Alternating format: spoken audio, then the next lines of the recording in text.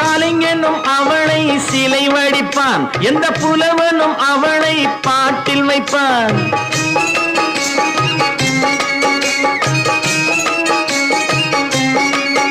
எந்த கலைஞனும் அவளை சிலை வடிப்பான், எந்த புலவனும் அவளை பாட்டில் வைப்பான். அந்த இயற்கையும் அவள் மேல் காதல் கொள்ளும், அவள் நினைவாலே என் காலம் செல்லும். நான் பார்த்ததிலே அவள் ஒருத்தியை தான் நல்ல அழகி என்பேன், நல்ல அழகி என்பேன்.